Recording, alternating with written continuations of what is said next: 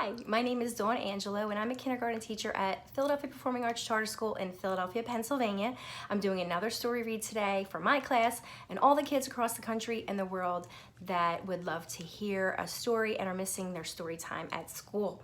Today I am reading Not in the House, Newton by Judith Heide, Gilliland, illustrated by Elizabeth Sales.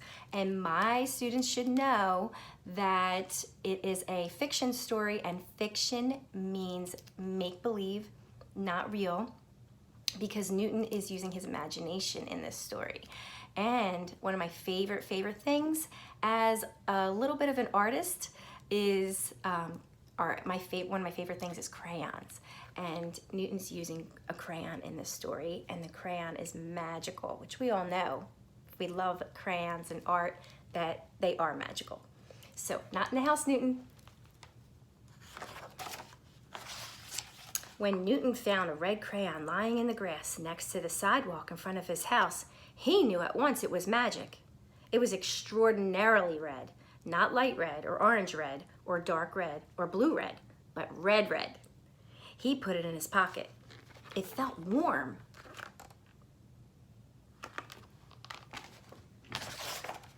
Newton went into his house and asked his mother for a piece of paper. "Here, dear," said Newton's mother, "you may have a whole box." The paper was very white. "And here are your crayons, Newton," said Newton's mother. "I'm glad you are going to do something nice and quiet like drawing. I am going to be busy getting ready for our guests tonight." Newton carried the paper to his room. By now, he could feel the crayon humming quietly in his pocket.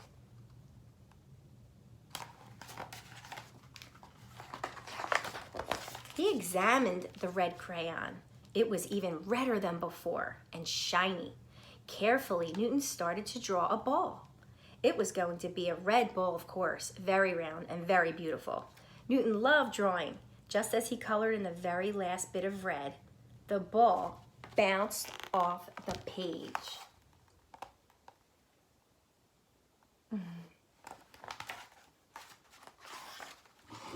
Newton caught it. For a while, he bounced it off the wall. To his surprise, he caught it each time. "Where did you get that ball, Newton?" asked Newton's mother. She was standing in the doorway with a vacuum cleaner hose. "I drew it," said Newton. "What a good artist you are. But you know the rule about balls. Not in the house, Newton." She went back to her vacuuming.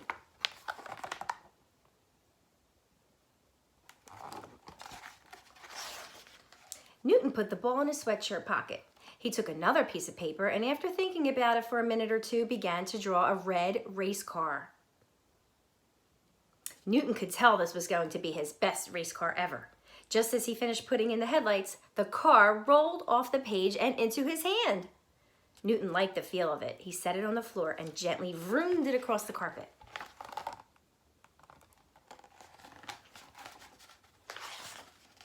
It took off like a jet across the floor, up the wall, across the ceiling, down the opposite wall, and back to Newton. It stopped in front of him with a squeal of brakes. "Where did you get that car?" asked Newton's mother. She was standing in the doorway with a folded tablecloth. "I drew it," said Newton. "Think of that," she said, turning away. "But remember, race cars belong outside, not in the house, Newton."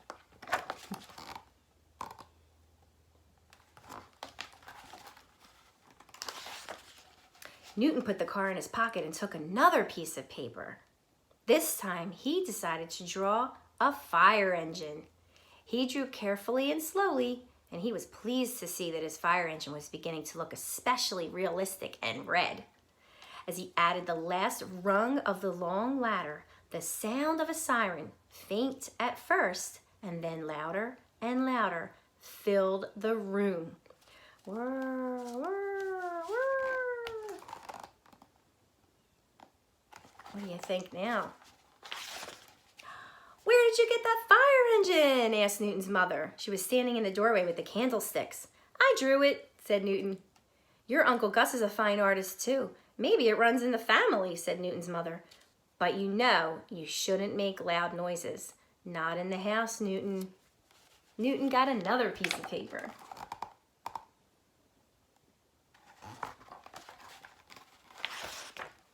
He was hungry, so he drew a few red apples. They looked good enough to eat, so he ate them. They were unusually crisp and cool and crunchy. What should he draw next? He thought about boots. Boots are nice, especially when they are red. And red boots might be even nicer. Newton drew red boots, first the feet, then the tops. He was thinking about adding a zipper or a buckle or something when the boots jumped right off the page and onto the floor.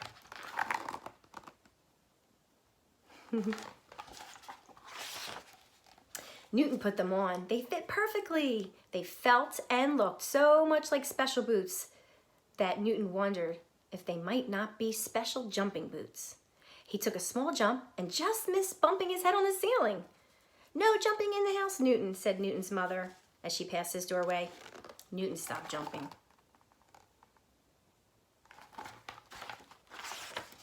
He looked at his stack of white paper. There were still many sheets left. He looked at his magic red crayon. It was as red and as magical looking as ever.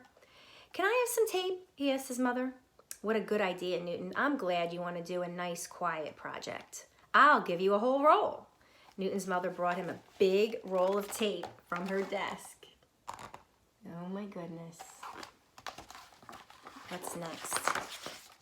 After she left the room, Newton painstakingly laid out the rest of the sheets of paper on the floor, making sure the edges were even and only just touching one another. He pulled out long strips of tape. He was careful not to let the tape get twisted and stuck to itself. Slowly, he taped the sheets together. It was a hard project and it took a long time, but when he had finished, he had a giant piece of paper on the floor. "Now comes the hard part," thought Newton. Making himself as light as possible, he lay on the paper and began to draw. He drew and drew, taking care to make the wings perfectly balanced and the propeller large enough. He could see this was going to be the best airplane he had ever drawn. Did you guess what it was going to be? Wings and propeller. As he finished coloring in the door handle, the door of the airplane opened. Newton climbed in. The key was already in the ignition. Newton turned the key. The engine roared and the propeller spun faster and faster until it was just a blur. He pulled the stick gently and the plane rose from the floor. He was flying.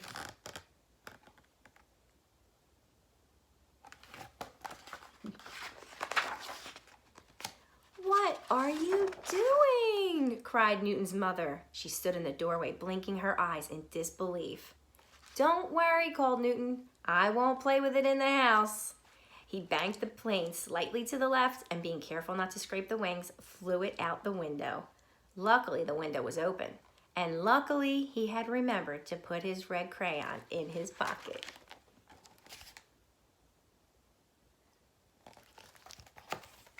So I hope you enjoyed today's story as much as I love this one. It is pretty magical.